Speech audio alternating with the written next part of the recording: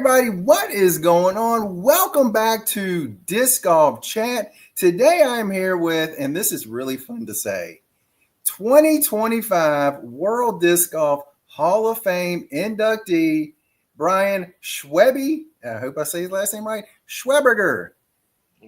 That's good. I'm terrible with names.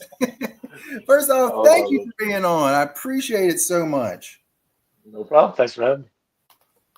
And as always, the first thing we do is we show love to the sponsors because they help so much. I don't have any, but Innova and Av8 Disc Golf. Thank you guys for helping out because, you know, so many of the players can't do what they do without sponsors. So always a shout out to them. And now the good stuff. First off, you know what? We're going to go straight to the Hall of Fame and then go backwards. How was that? I mean, when did you get the call and how did that happen and everything? I had no idea until they announced it at the players meeting at Masters Worlds. I was literally sitting in the trunk of my car just waiting because I wanted to hear who got inducted this year. Mm-hmm. And they announced the first four, and then they started doing another spiel, and they ended up, like, I could tell who it was when they started giving the description of who the player was, and I was like, whoa, they're talking about me. I mean, was it a little confusion along with that? Kind of like, wait, that sounds like my stuff. No, because they started rattling off stats, and there's only one person that's done all the stuff that I've done. So, yeah. 400, you say 443 wins? Yep. When I heard that, because I think I really started hearing your win total when you hit 400. And I got to thinking, Juliana Corver, she just got 250. And I was like, oh my gosh, that's a lot of wins. And then let's see, 400, like, oh, great day. Yeah, I play a lot. Yeah, I looked. It's like 900 plus tournaments, so you're almost 50%. Yeah, I'm in between 47-48% right now. When I got inducted into the Hall of Fame, that was my last real goal that I had set aside for myself, and now I have to kind of figured out a new goal. I thought about it. It's going to be really difficult to do, but I'm going to try and get to 500 wins by the time I hit 1,000 tournaments played. So that would put me at 50%. Wow. It'd be like 76% win percentage from here to there. It's really difficult, but I mean, it gives me something to shoot for. Because I mean, at this point, it's really hard to stay motivated. You know, but that's a pretty good motivational goal, I think. Are you playing USDGC? No, I haven't played USDGC since 18 or 19. Mm-hmm. I think that was the last time I played. I've been caddying for Germ 1 year, and then I've been caddying for Corey Ellis every year since. I'm actually I'm actually at my wife's cousin's house here in Cary, North Carolina, and the Greater Raleigh Open ATR is this weekend, and it's actually a qualifier, and I'm playing it open because there's hardly any age protected players playing. Mm-hmm. So there's 2 qualifying spots available, so I'd have to finish top 2 of non-qualified players to get a spot. So it's not realistic because I mean there's so many young kids playing that I'm going to be playing against, but the courses are.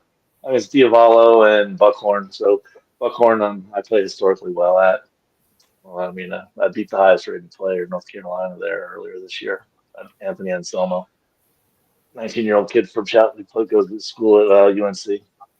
Really good player, left-handed, throws pretty much 99.9% sidearm as a lefty. Yeah, I mean, on the tour now, that's pretty much what lefties have to do. Yeah. I mean, I would literally compare his sidearm to being right there with Jeremy Collins. Wow. The hyzer flip ability and control he has on the discs is absolutely impressive to watch. That's one of the things I've been talking to people about with World Juniors just happening. And I was like, the talent down there is incredible. Yeah. And you look at not MPO, but the boys and girls coming up. I'm just like, in 10 years, it's going to be ridiculous. I mean, the top on both sides has already gotten crazy, but in a few years, it's just going to get more and more. The talent is insane coming up. Yeah, it is. It's nice to see. I mean, I was one of the early players to go out on tour and see how much it's progressed. It's amazing. Mm-hmm. All right, we're How going to much kind of money? get into that. We'll go back to before that. Before you started playing, when you were a young whippersnapper, I like using that word. Were you athletic? Did you do other sports or what? I did. Started playing baseball from I don't know age 8 to 14. Um, Played basketball in high school, and also stopped playing baseball, and I picked up tennis as a freshman in high school, right before freshman year in high school, and I got pretty good at tennis, and I ended up going and playing in Division 1 Oh, at Campbell University. Played there for a couple of nice. years. Yeah. That's I walked awesome. on. I was the only American on the team. It's funny. I have a friend. They just made me think of this. A friend of mine, his son plays soccer, and he is really, really good. He wants to go to Mhm. UVA, and he was like, They really don't take Americans on the UVA soccer team. Yeah. Oh yeah. UVA's got a historically a really good soccer team too. Yeah, multiple national champions. But I was just like, wow, that's crazy. I would have never thought that. That's awesome. My boys just won the national championship in soccer last year, though. Who would that mean? Syracuse. Oh, that's right. They did, didn't they? Was that their first? It was. Yeah, it was. I had no idea they were that good, but I mean, they weren't that really that high ranked. They just had a really good tournament. Mm-hmm. Because I always see North Carolina's always there, Hmm. Virginia, Oh yeah. and that's Especially Carolina, especially in women's. yeah. Oh yeah, yeah, yeah. They gosh, they dominate for a long time. Them and I think Portland was really good in Hmm. women's soccer. Just random useless knowledge. Oh yeah. Now, how did disc golf start? Well, I was working at a Bayer Pharmaceutical for several years, and one of my coworkers, he said, "Well, we already played a lot of traditional golf because we worked a 12-hour rotating shift, so we had a lot of days off. So we played a lot of traditional golf, and said, hey, let's go play this disc golf because he had been playing disc golf probably 4 or 5 years at least at that point, and his name was Jerry Baker, and we're still friends to this day, and he took me out to Kentwood Park in Raleigh, and we played around, and I was hooked. It was, I mean, I had thrown a little bit of frisbee here and there growing up, not a lot, but just to figure out how to manipulate the disc on the course was a fun challenge. In fact, I've hit a one-handed backhand in tennis, and transitioning to a backhand in disc golf was almost identical. Mm-hmm. So the skill picked up. My skill level picked up really quick. I mean, I've always been that with every sport I've ever played. I always pick them up fast. Wow. I never thought about that because I always thought if you were a switch hitter in baseball, like that like left-handed would really be good for that right hand backhand because really Mm-hmm. bring that elbow through. And I was Mm-hmm. like, I never thought about tennis with kind of that similar thing going through. That's Yep. pretty awesome. And when did you start playing? And when I was 24, so 97. Wow. Because I'm thinking 97. I think 95 was when Peachtree Park was put in here in Lynchburg, and I think that was the first local disc golf course around here. I Nice. mean, because at that time, now there's a ton of them around here. How about down there? Was there a lot of courses down there at that time? I mean, there was a decent amount. Mm-hmm. Yeah, 'cause I mean, I lived in the Raleigh area at that point, So I mean, you had Cedar Hills, Kentwood, Durham had a couple courses. But I mean, you could go within an hour of Raleigh back then. You could probably play 15 to 20 courses. I mean, now you can go within an hour of Raleigh and play at least 100 courses. Oh yeah, yeah. I mean, Charlotte is ridiculous what they got down there. Well, yeah, I mean, Charlotte has a lot of big, well-known courses. I mean, they Mm-hmm. have 16 courses in the city limits. Mm-hmm. But as far as how many are actually within an hour of the city limits of Charlotte, I mean, Charlotte's a lot bigger than Raleigh Yeah. is, but within an hour of Raleigh, you can easily play 100 different courses. And I mean, a lot of them aren't even listed in UDisc because they're private. There's a lot of private courses in North Carolina. Yeah, that's one thing I'm seeing a lot down here too. Is a lot more private courses coming around. So wow. When was your first tournament? Was that that was 97 also, wasn't it? I want to say it was like February of '98. I went straight into advanced. Hey, what made you think, all right, I can do this? I'm going to go start playing tournaments. I'm just a competitive person. It was a guarantee. That wasn't even a second thought. Mm-hmm. Yeah, that's why I didn't play lower in amateur. I played well advanced, which is like MA1 these days. And Mm-hmm. I played 6 or 7 tournaments in advanced, and I finished that off with AM Worlds in '98 and finished sixth after only playing for just over a year. Wow, So, get the idea absolutely. how fast I picked it up. I'm so jealous because I really started playing about 4 years ago, uh, and I was like 48, 49 at the time. So I'm just like, man, if I could have just got going in my 20s, man, I could have been so much better. So, being athletic, definitely helps. Definitely helps. Being able to Absolutely. adapt so well. I was always athletic, but just not healthy. Let's see. Playing tournaments. Did you have to kind of build up to having the mentality to finish off a tournament? Uh, Not really. Mm-hmm. I think the fact that I played such a high level of tennis, Mm-hmm. and it's a one-on-one sport, and you're constantly in the heat of battle because you don't get a long break in between points, Right. so you're not always fully caught your breath or actually really ready to start the next point. But you, based on time limits, you still have to keep going and be ready. Disc golf is easy compared to Mm-hmm. tennis. I think that's probably the biggest help to me as far as my mental game goes. The fact that I was a tennis player, it has definitely made making decisions and keeping calm and just getting over what just happened on the disc golf course to just put it out in the back of my head and don't think about it anymore. Just go on right to the next shot. It definitely, I think, is a big advantage for me. Well, is it difficult to go from tennis, where, like you're saying, everything is now, to disc golf, where or we're waiting between every time we're getting to actually do something? Yeah, it's not that difficult because like I said, I played a lot of traditional golf Mm-hmm. too, Yeah. and I mean that's still pretty slow. I mean, Yeah. if you play a little bit faster, you end up waiting on the group that's in front of you on on the next hole. So yeah, it's not really that bad. One of the things I have found for my thought process is disc golf is kind of the like backwards of golf, where the closer you get to the green, the harder it is. I feel like in disc golf, it's easier when I get closer to the green.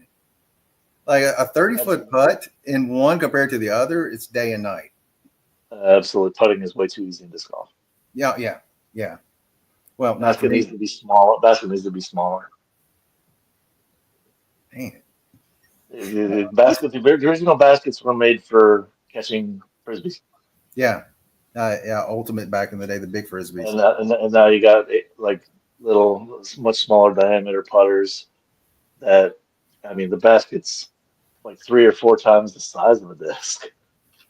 It fits in there so easy. The basket needs to decrease by at least half. Man. I'm just imagining my score now going up, just skyrocketing here and there. Well, it would put so much more of a focus on your approach shots. Yep. You can't just be willy-nilly just throw just like you'll throw your little sidearm, throw your little backhand approaches. 'Cause I would love for a 15 to 20 footer for you to be knocking these a little bit. Have a little shake. Say, oh, this is not a gimme by any means. Like a 3 to 5 footer in ball golf. That's not a gimme at Mhm. all. Yep. You see people miss them all the time. Yep. Yeah, I mean, putting is entirely too easy. Yep. That would make finishing tournaments so much more difficult and more exciting to watch, I think. I'm just imagining the C1 putt percentages drop down to like 50%. And one of the biggest things me coming over from golf to disc golf was when I see scores, I'm like 16 under. I'm like, that doesn't even make sense to me. But what you're saying is like that would really, really help. I that's why I've thought that way for at least 10 years. What about C2? Would you get rid of not letting step putts until C2 edge? I think you got to go outside of mid C2. Mm-hmm. I would be fine with the C2 edge. Would be fine Mm-hmm. too. I've seen a lot of players start to stop putting. If you look at Ezra Aderholm, he Mm-hmm. completely stopped jump putting and he figured out, oh, if I just put a little bit more power on my traditional putt, and his C2 percentage has skyrocketed. And look at he's got him a Pro Tour win now. Mm-hmm. And you can account a lot of that to his putting. His putting has gotten phenomenal this year. Mm-hmm. He just tweaked a little bit, got rid of the step putt, unless he's like outside of 60, 70 feet. Then you do it. I mean, you don't expect to make those. But yeah, you don't need, I haven't, I stopped, I tried the step putt way before the Pro Tour was around. And I saw myself on a videoed round and tournament round. And I saw the step putt that I was doing. And I was like, that doesn't look quite legal. So I just completely stopped doing it because I mean, that's just, gotta have respect for the game and respect for your opponents, and you don't want to make them have to worry about making a call on you. Yeah, you just have to suck it up and learn something that works better. That's not looking anywhere near illegal. Have you made any calls on anybody? As far as putting goes, Well, I mean, no. like any like. I've called footfalls before. Mhm. Absolutely. I mean they were blatant. I mean they weren't even close. Mhm. I've called my best friend, my best man at my wedding. I've called him in the middle of a tournament on a football before. I mean, the hole was shaped like a horseshoe, Mhm. and he was throwing a big anhyzer, and where his foot was nowhere near behind the lie to where the basket was. It was very common on the hole that we were playing that happens. And that's what's bad about it. It was like 280 feet around this really tight anhyzer, and he parked the heck out of it. And I said, dude, and I mean everybody else on the card saw it. It was a football. It wasn't even close. Yeah. So he ran up and got that disc and tried to throw it again, and he messed it up. Hey, it's one thing that watching it on TV, I see so many like, and people just refuse to ever call anything. I mean, they, it's like they don't want to hurt someone's feelings, or they don't want to get it called on them later. Well, you know how you avoid that? Just learn how to just if you think it's a really tough lie to get your foot behind, stand still and throw the shot, then you don't have to worry about your opponents having to call you on it and have just some Mhm. respect for them and not put them in that position. Yep. I mean, that's like me. It's like I do everything I can to, the vast majority of my fairways, I will throw standstill backhand. I just, if I don't feel comfortable with my footing, I'm standstill. Yeah, So, it's the worst part of my game, and I hate to do it. I hate to have to do it myself, but I mean, if I don't feel comfortable, I'm mhm, just going to stand still and throw. mhm. Silva Saarinen is absolutely amazing at it. Her stance, I don't think she ever does any run up in any fairway shots. Yep. The only time she does a run up is on the tee pad. I was just telling one of my best friends that just the other day. I was like, dude, you have to learn a standstill. There are times you have to throw that. He's like, I don't need to learn. No, you really do. What about your forehand? Are you good with forehand? I don't throw forehand anymore. I In 2015 at Selinsky U.S. Masters, I broke this bone in Mm-hmm. between my hand and my wrist Mm-hmm. on a fall. I threw a shot, slipped and fell and broke my fall. Didn't hurt me till the next day. Luckily, the tournament was over after the round that we had just finished. But yeah, broke that bone. I was out for 8 weeks, and I haven't been able to throw any kind of sidearm since without being painful for 2 weeks after that. Yeah, the thumber gets me through. It handles 95% of what most people's sidearms do anyway. So Mm-hmm. I'm sidearm dominant, so uh, and like being old, Tylenol has become one of my better friends. I'm 2 Tylenol in the morning, 2 Tylenol at night, Yep. I, every day, every day. 'Cause I I, can't take ibuprofen. yeah, I'm the same way. I can't either. I I told have an one allergic reaction to it. I told one of my friends when I wake up in the morning, something's gonna hurt. I just don't know what. Yep. How old are you? 53. Oh, you're older than me. Okay, yeah. I, So I yeah, look a lot older. we get it. We get it. We get it. And I was like 2 days ago, it was going to rain, and I was like, I knew that the day before. Good old Uncle Arthur, arthritis. Yep. All Uh, right. I definitely have a little bit of arthritis forming in my index finger on my throwing hand. It's got a little fat spot right here that sticks Mhm. out. Yeah, goes through a lot. Hey, let's go to courses. What are some of your favorite courses to play? Um, well, my favorite course right now is between two of them, and that's Unity Farm, which is in Lewisburg, North Carolina, just north of Raleigh. Private course, buddy of mine, got all turf tee pads, and I mean when I say turf tee pads, they're like 15 by 18. Ooh, Big turf tee pads, and they are all perfectly done, flat, and just immaculate. And the course is just amazing. I took Coriolis out there a couple of years ago, and then immediately went in Corey's top 10. that's awesome. Yeah, Corey's got a lot more courses played because he's traveling around the world so much more. But Hmm. and also Hawk Hollow up in Virginia is right there too. Which one? Hawk Hollow, Bisco's place. Hmm. See, Yeah. Corey's from West Virginia. Yep, Barbersville. Because him and my friend Brooke Johnson, they're good friends. So that's I know Brooke well too. Absolutely. Brooke knows everybody. Oh yeah. I And have, Brooke and I have had a couple shots of Jameson together. it doesn't take much. No, I'm joking. Brooke is absolutely awesome. When I had her on the podcast, she was like, after the podcast, she was like, it was all I could do not to use profanity. But Brooke, she did the when I did the World FPO layout at New London, she did the video for me. Oh, nice. So she's pretty awesome. What about like the touring courses? What are some of your favorite ones that there? Uh, as far as the ones that are being played now, Well, or maybe the ones that were played when you were playing consistently. mm, definitely the Kansas City Waterworks is a great course. A lot of elevation change, Oh, you lost fun me. shots.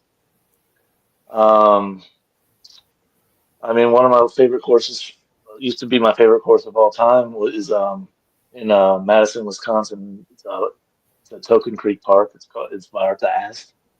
Mhm. Great course. Not a lot of elevation, but got nice mowed fairways, and it's got high grass along all the outsides of the fairways, so you didn't really want to be off the fairways. Um, Warwick, Warwick Park in Warwick, New York. It's Breaksfield Park. Actually, one of the guys that was just inducted into the Hall of Fame. Dan, he helped put that course in. Was a part of the national tour. I owned the course record there for a while. I shattered it the first year I played it.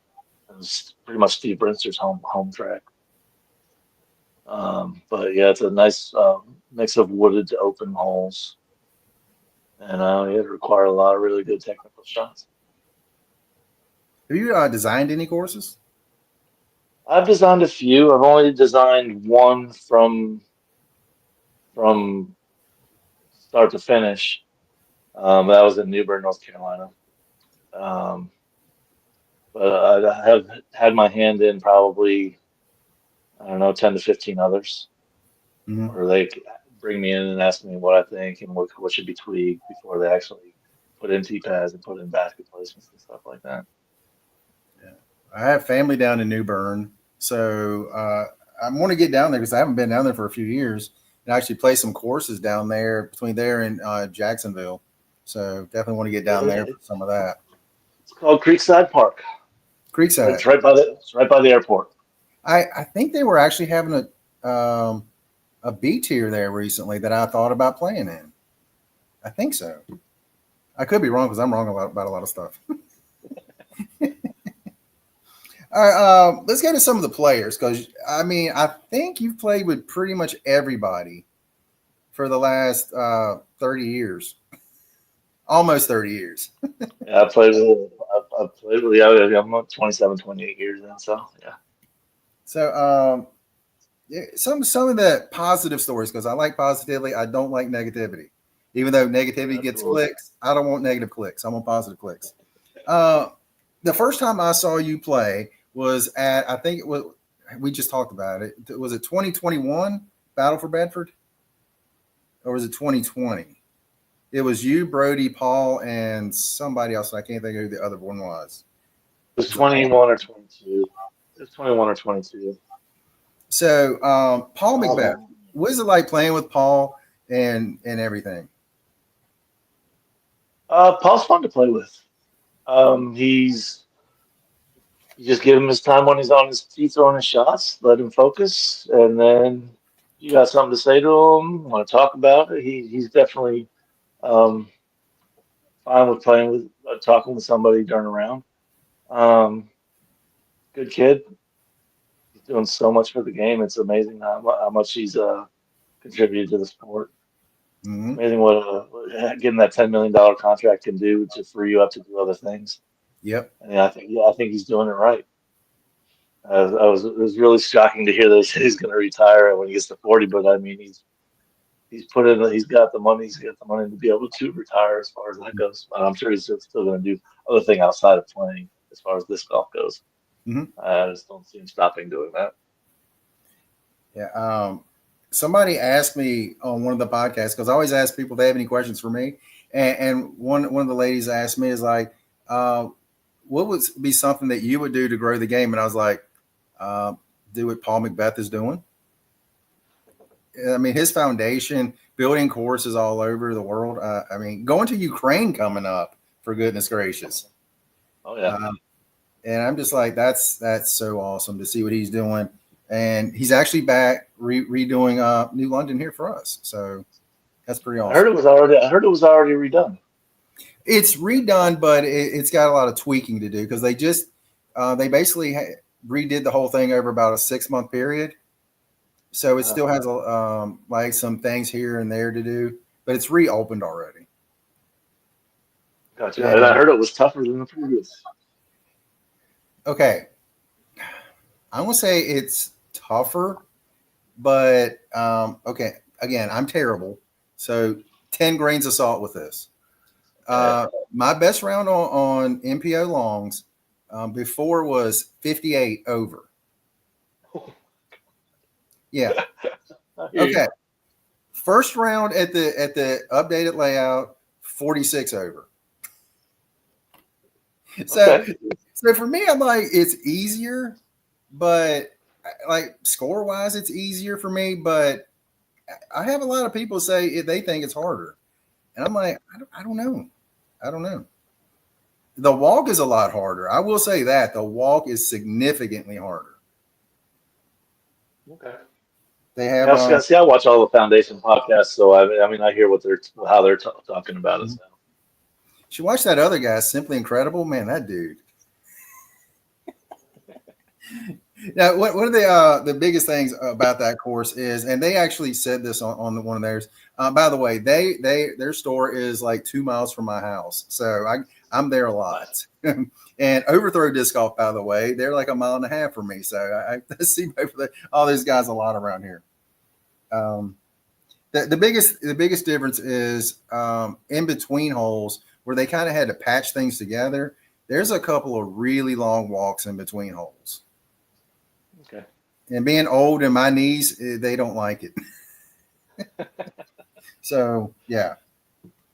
Let's talk about the GOAT or the co-GOAT, Ken Climo. Play with him much? He is the GOAT. See, that's what I think too. But people today are like, he can't compete today. Like, you give today's players that equipment and you give him this equipment today in his time, come on. It's more along the line. You put the players throwing the disc that he has to throw back then, and he will be right there with them. And I don't think just the way Kenny is as far as his competitiveness, they won't be able to touch him, in my opinion. Yeah. He's just his overall consistency was amazing. I played a lot of rounds with Kenny. He was one of the groomsmen in my wedding. Oh. Yeah, I had the highest rated wedding party in the history of disc golf. Hello. My wife. I saw her sneak in. Hello. Yeah. But yeah, his ability to throw the disc is amazing. I think a lot of people got to see that at USDGC. Was it last year or the year before when they played the 9 holes around the lake and they videoed it, and he absolutely slayed it. Yeah. And was that the one that had former champions playing it? Yep. Like him with Nate Sexton and I can't remember Schweberger and maybe was it Schweberger or was it Sexton? I forget who the fourth. Oh, maybe it was Barry. Might have been Barry. Yeah, Barry Schultz. Yeah. And that's actually who was next, Barry Schultz. Yeah. Another groomsman in my wedding. Yeah. Okay. We have just confirmed highest rated. Also, I mean, you probably don't know the names as well, but I mean, my best man was Brian McCree. He's the guy who toured with me, and also Walter Haney was in the wedding as well, and Larry Leonard, who just passed a year ago, and also Billy Crump. Billy Crump. He was the spearhead of the Clash series, the disc golf video series, the Clash. Mm-hmm. Yeah. So it was amazing, and 3/4 of the people that were out on tour, they came to the wedding as well. So it was an amazing spectacle to be seen. That is awesome to hear that the friendship that everyone has, and what we talked about Ezra Aderhold a second ago, when he won for the first time, and just like Matty O a few years ago at Maple Hill. And James Proctor, when he won at Maple Hill, you see the camaraderie of everybody coming around, high fives and hugs. It's like you want to beat them every week, but when they finally break through and get that win, it's so cool to see that. Absolutely. I was thinking, it's like you really don't see that in other sports. No, not pretty much only in team sports. Yeah, you don't really see it a lot in the individual stuff. Yeah, I mean, like tennis, you're not going to see like the other players come running out after someone wins. Nope. So, I mean, seeing it's like that's pretty awesome to see. And my honest theory about that is they are like a traveling circus almost, going from event to event to event to event. So they're always around each other, and not only that, they're not. and I feel bad about this because I wish they were. I wish all y'all were like multi-millionaire players doing it. So you're not taking private jet from place to place and being on your own the whole time. Y'all are traveling as almost as a unit from place to place. And I kind of think that's where they get that camaraderie. Oh yeah, absolutely. I mean, that's the way. Shoot, John Daly, he travels around in an RV for his whole career. He didn't take planes. He drove every place. I think there's a couple of players that still do that, but not the way John Daly did. Yeah, John Daly just he was a trooper. I'm sure he had probably had somebody tag team in the driving. He probably wasn't doing most of the driving. Probably paid somebody to do it. So do you think, because I'll get back to a few other players later, what do you think the biggest differences are now compared to like 97 to 2000? The differences in players from 97 to I 2000. mean, not only playing, but traveling, equipment, courses, and everything. I mean, like it's like some of the disc golf overall differences in that time period.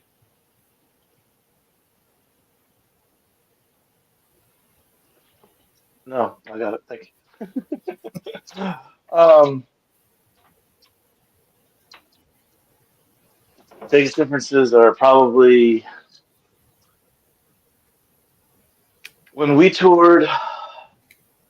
The we always usually had a local that we stayed with. Mm-hmm. We'd find a couple locals that were in the same area, and most of the tour would hang out in that area. We didn't find campgrounds. We never went to campgrounds. Um, Shoot, like back in the day when we had it was the Greater Peoria Open before it's Ledgestone now. Mm-hmm. Old man and mom Marianne Wallace, they were the TDs, and everybody that was touring, that we'd all park outside their yard. So you'd have 7, 8 RVs out there, a couple cars, and we'd all just hang there with them, and we did that. We did everything together when we were touring. I don't think everybody on tour hangs out together. I think they have a little bit more of a clicky thing Yeah. now. Yeah. So, yeah. But yeah, everybody did everything together back in my touring days. Was the tour smaller at that time? Oh, absolutely. It was still way early grassroots, and there was people that were touring before me. I mean, the Winnie crew was touring before me. Those were the guys that inspired me to go on tour. Mm-hmm. Um, Flying Eye crew was Cam Todd and Mike Young and Leslie Herndon back then. And I mean, even before that, there were so few tournaments, but there were still a couple people that toured. But I mean, the terms were so far few and in between. Every big name went to every event because there was like maybe one big event per month. Before I was touring, it was like one big event per month and say, oh yeah, and everybody's gonna be there. So it was like sort of their mini tour for them back then. Yeah, not yeah, but it's definitely changed a lot since then. Yeah, I just can't imagine. Um, like Juliana was like, yeah, I mean, we were just gone, and we'd eventually find our way home. Mhm. Oh Um, yeah, we first year we were out on tour, we had to go to California 3 different times. I mean, we literally started in Florida for a tournament, then we drive through Texas and maybe hit a little event on the way, and then it was the Wintertime Open down at the first disc golf course ever, and then you went and played Vegas and the Memorial, and then you worked your way back to the Midwest, and then you go back to California, then you work your way back out to the northern Midwest, and then you go back to California. And then eventually you get back to the East Coast and you finish out the year on the East Coast. But yeah, the PDGA did not set up the tournament schedule for touring players back then. mhm. We just made it work. Wow. I I did think not we did know like that. we did like 55,000 miles our first year out on tour back in 2002. Gracious. How did y'all afford that? Well, three of us in the RV I bought. Yeah. It's I like, had it was a Toyota Dolphin chassis. So I mean it was only like 19 foot. It had a small gas tank, but it still got like 15 miles to the gallon for an RV. That was really good. that is really good. Wow. Who were some of your you mentioned inspirations. Like who are some of your the people you looked up to when you came on tour? Or maybe just before you came on tour? Uh, Definitely. Larry Leonard was inspiring because this disc golf was the only thing he did. I mean, he was a college graduate, but he was an amazing disc golfer. He definitely did some touring around, just here and there. Just he did a little, he crushed everybody in North Carolina, but then he'd go out and Bowling Green. He'd go up to Illinois and he won the Greater Peoria Open one year. Um, but yeah, Larry, meeting the Winnie crew and Al Shack. He's one of my favorite people on the planet. Yeah, he's actually playing in Ledgestone this year. I haven't seen him in probably close to 5 years, so it's going to be great to see him there. That's awesome. Um, but yeah, that meeting Joey Mela up from Philadelphia area, Jim Myers. He's Maryland. He's Maryland. Just meeting those guys and knowing their history in the game and how they held themselves up to a really high standard as far as their play and how they treat people and their sportsmanship. Really meant a lot to me, and that's how I pretty much carry myself ever since my whole life. So That's awesome to hear. It's awesome to hear people that have those positive, inspirational people in their lives. I that always hits me in the warms because I used to teach mixed martial arts and I haven't taught since 2008. And some of the kids that they're not kids anymore, and they run up to, hey, Coach D, how's it going? And I'm like, oh my gosh, who are you now? But to see the positive that I've had on them, then people that I looked up to that just gave me that positive direction. I love hearing that. Let's mention a couple more players, and that's not too much more. Guys like Avery Jenkins, I don't know, Johnny McRae, and players like that. What did you get to play with them a lot too back in the day? I played a lot with Avery back in the day because he was a part of the Winnie crew. Mm-hmm. He was traveling around with Al Shack and Dave Felberg and Todd Branch, Feldberg, yeah. um, and Sue Stevens. Um, but yeah, I definitely played several rounds with Avery, and yeah, he was another. I mean, shoot, now he's like 42, 43 years old, I think. But he seemed so much younger back then because he was only like 18, 19 when he went out on tour full time. Mm-hmm. Um, but yeah, to see him out there and to see him win a world title in 2009, that was cool. And now he's in the same in Hall of Fame inductee class with me, him and his mom. I mean, that's so cool. Wow. Yeah, yeah, Sharon, and now there's three of them in the hall. I mean, Val, Avery, and Sharon. Yep. Leroy might have been. He probably still should be posthumously. Unfortunately, he's no longer with us. But man, he was an amazing person. He was absolutely an amazing person. Uh, as far as who else did you ask me Johnny. about? Johnny, oh, love Johnny. Mm-hmm. I mean, Johnny and I played doubles at Worlds together this year. We won by a stroke in doubles at Masters Worlds. Um, yeah, I asked him last year about when we were at Worlds. I said, "Man, next year in Minnesota, you want to play doubles together?" He said, "Sure, let's do it." So we did that, and he finished first. I finished third in the actual singles competition. So it was we had a good battle. We played most of our rounds at Worlds together. Um, yeah, we've always gotten along well. Played a little bit back in the earlier days. Not a lot because he didn't really tour. He did a lot of Florida tour tournaments Mm-hmm. back in the early 2000s. He didn't really get out on the road until after I came off of the road. I want to say '07, '08. Him and Jen probably went on the road full time, I think. Yeah, they were raising the kids, so they waited till they got all the kids taken care of, and then they said, "See ya." And he absolutely shredded it. I mean, he did so well out on tour, and he was so much older than everybody else. Yep. Yeah, So I always, It's amazing the battle he's fought, just all the health issues he's had in his life between the freaking what do you call it, tick disease, Lyme disease, and then he had heart attacks. yeah, we kind of Oh thought we man, might have lost him a couple years ago. he was dead a couple times, Mm-hmm. and they brought him back.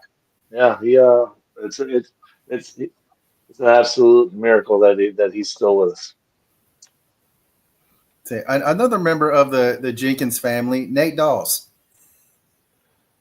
Nate Doss, I'm half Doss. My mom was a Doss, so somewhere down the line There we're it is. related. And now we know where the wins come from, right there. And it's crazy. Nate doesn't have a lot of wins. I want to say he has less than 60 wins in his career. Hey, but if you But pick the right time to get them, yes, he did. He's got 3 world titles. it's like Isaac Robinson. It's like hey, Yeah. he's Well, like, I'm going to Isaac's win the still young. majors and then just play in the rest of the event. Just give me the majors. I just play in the rest. Yeah, Isaac has shown an amazing knack for peaking at the right time. Mm-hmm. Yeah, his head game is really strong. All right, I had a thought about a rule, and not a rule, but a thing I thought about. And I was like, I really think they should do this for majors only. Have an actual physical podium for them to stand on, the top three. I And agree. I think the Pro Tour needs to be carrying around the podium. They need a podium. Europe's been doing it for years, yeah, and I think it's something that the United States has definitely been missing out on. yeah. So I mentioned that to players like 2 years ago, and they're like, "Well, that sounds like a good idea." Because I really feel like they would actually try harder to get that third place just to be on the podium. And what they did in Europe this past week, it even That had the was awesome. national anthem playing. I was like, okay, that's a step higher than I had thought about. Yeah, that was awesome. I think more of them should be like that. Mm-hmm. Did you see them the MPO when they were on the podium? Yep. Did you see the Gannon? I watch everything. See, I'm the same way. But did I you see watch it. Gannon had no clue how to open that bottle? Oh, yeah. Well, he's 19. He should have an idea. And I don't think Isaac had much of an idea either, to be honest. He was like, Yeah, I don't think Isaac drinks either. yeah. When I saw that, I was like, when they handed it to him, like he has no idea. That was so cool. That was so Yeah. cool. Have you ever had any of the yips? A couple times, Mm-hmm. not for extended periods of time. Just one tournament here, one tournament there. Only a couple times ever. Because I was watching Kristen It this was past golf. week. She doesn't watch herself play a lot, hardly at all, and she needs to just go back and literally look at some video of what she was doing prior, and I think um, it'll iron itself out. Mm-hmm. She's the best player in the world in the women's game, and I don't if she's playing her best, the other women don't even have a chance. Mm-hmm. I said this a couple years ago. If Henna and Evelina, if they get Owen Scoggins putting, they're not going to be beat. But they're not going to ever get Owen Scoggins putting. Yeah, I mean, yeah, Henna and Evelina. I mean, Evelina tweaked her putt a little bit. It showed at the tour finale last year. She definitely putted with more pace, and she made a lot more putts that Mm-hmm. you weren't expecting her to make. And it's trickled more into this season. Mm-hmm. She definitely has her tournaments where sometimes it's just not clicking. Yeah. And something clicked for Henna last weekend. I mean, she had one round where she putted like 91%, so she went in. Yeah. And the next round, I think she was like maybe 70 or 80%, which is still Yep. really high for her. Yep. So something's definitely clicking where they're figuring something out, but it's just need more tournament reps. And I think the camera, I think the camera when it is on Henna, I think it really affects her. I do too. I do too. Is that at Evelyn, Burlington? Evelyn, yeah. Evelyn could care less, but it definitely affects Henna. Yeah. Was at Burlington 2 years ago in 2023 U.S. Women's. She played great the first round. Henna. She played great. And then second round she was on lead card. She kind of loses it there, but Mm-hmm. I still have faith. She's going to get it fixed. I have faith both of them will get it fixed. Let's Yeah, see. last year I kind of had a lot on her plate because she's scheduling getting married and all that, so she's had a lot of stuff on her mind. Yeah. It'll probably it'll get a little bit better now, I think. Well, it was funny because when Kristen won the Grand Slam, she got engaged right after that. She hasn't been the same since. I'm only joking. I'm only joking. She's and gosh, I love watching them play. They're so talented. It's unreal. Um, one last player. I forgot this man, Will Schuster. Did he come in right after you left, or right around that time? I played a little bit with Will. Will has got a cannon. It's so he literally has the best. If you actually really slow his form down, the most whip-like throw I think to ever throw the disc. Because Mm-hmm. I mean, the way he takes it back and the way he's bringing it forward, everything is in sync in the line, just like a whip. And the way he could throw putters and mid ranges, the distance he would get out of them was absolutely ridiculous. Yeah, I had him on and we talked, and I was just like, man, I really wish he had been on tour longer. I don't know if he got injured or what, but I was just like, man, that Got time. married and had a kid. Hmm? Got married and had a kid. Oh yeah, that's right. That's right. He told me that. Yeah. Well, that's good. And now he's head of Prodigy. So there you go. Yeah, and he's one of the other players too who was amazing thrower of the disc, but he got a real bad case of the yips. Bad. I mean, so much as where he started putting left-handed. Really? Yes. Oh yeah. Wow. Oh yeah. I did not know that. If you Oh, watch the playoff, the USDGC playoff with him and him and Paul? Macbeth, yeah, he had it bad then too. Yeah, He because he had it could really have won bad. it twice on 18. Yeah, his putting, he had really bad yips. Wow. Wow. I just thought it was one round. I did not know.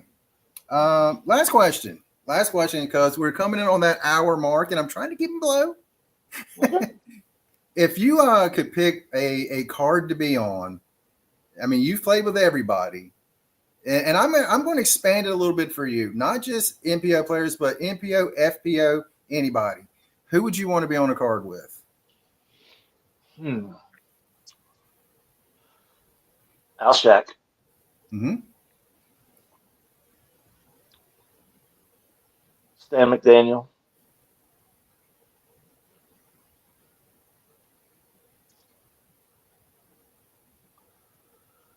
Hmm.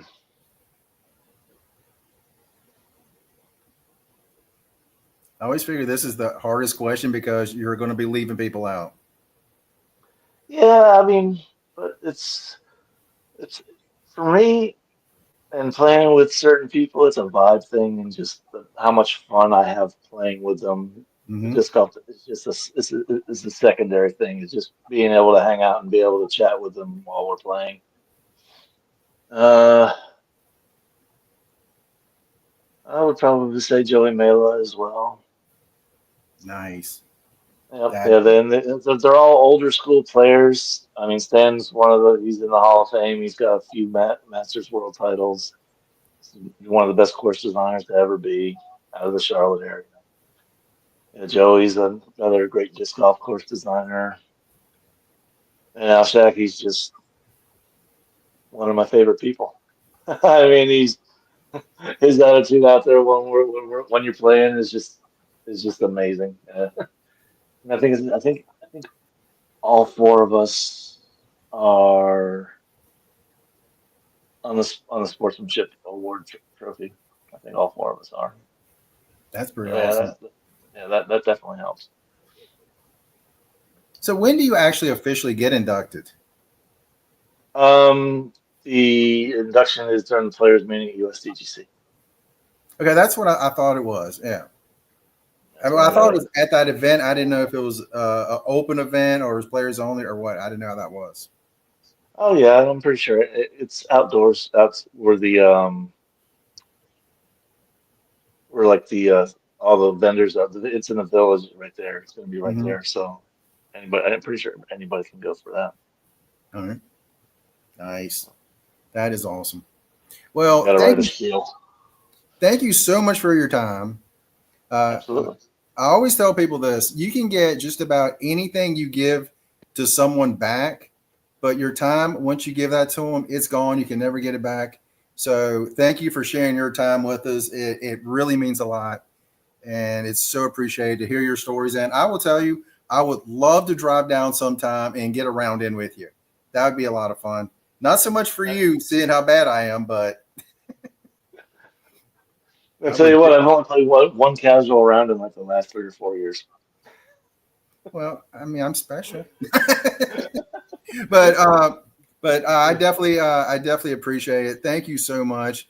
Absolutely. 2025 Hall of Fame inductee.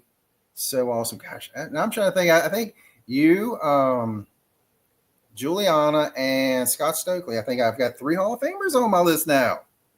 Nice. Awesome. But anything else? No, I appreciate you having me on. Thank you. And that's all we got. And you guys have an incredible day.